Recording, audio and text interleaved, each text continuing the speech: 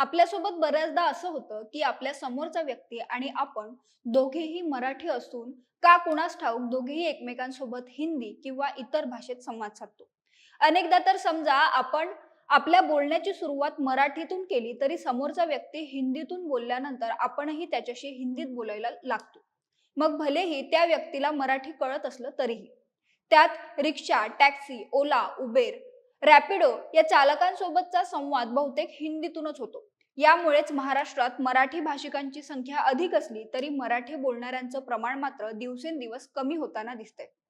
मग यावर उपाय म्हणून राज्य सरकारनं येत्या 1 मे पासून राज्यातील रिक्षा आणि टॅक्सी चालकांना मराठी बोलणं सक्तीचं करण्याचा निर्णय घेतला.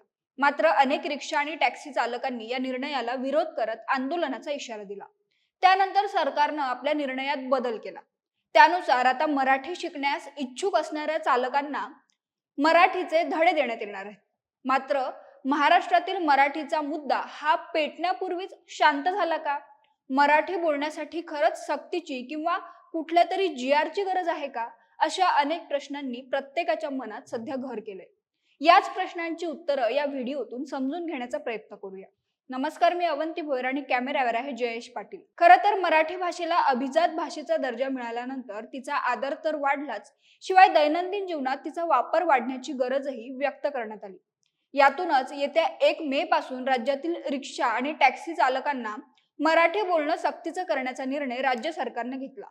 पण यावरून मोठा वादंग निर्माण झाला. त्यानंतर परिवहन मंत्री प्रताप सरनाईक यांनी रिक्षा आणि टॅक्सी चालकांचे प्रतिनिधी तसेच काही प्रमुख अधिकाऱ्यांची बैठक घेत यावर तोडगा काढला. आता राज्यातील रिक्षा आणि टॅक्सी चालकांना मराठी शिकण्यासाठी 15 ऑगस्ट पर्यंतची मुदत देण्यात आली आहे.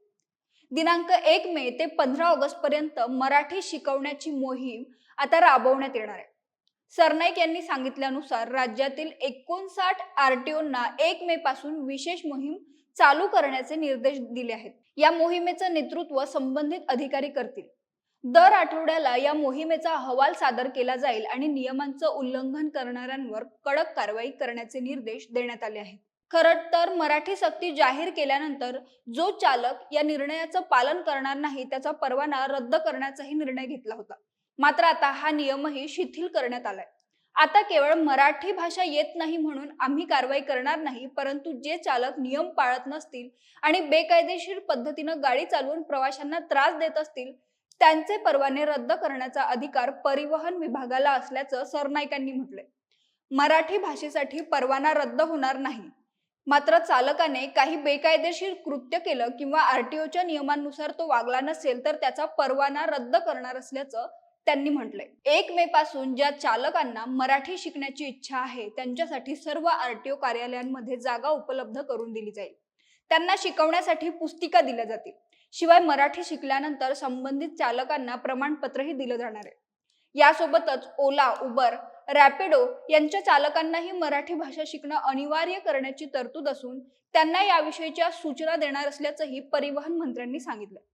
खरं तर मराठीचा मुद्दा हा केवळ रिक्षा आणि टॅक्सी चालकांपुरताच मर्यादित नसून तो आता महाराष्ट्राच्या ओळखीचा विषय बनलाय. मराठी भाषा जोपासण्यासाठी ती रुजवण्यासाठी खरंच कुठल्या मुदतीची, आदेशाची किंवा जी-आरची गरज आहे का?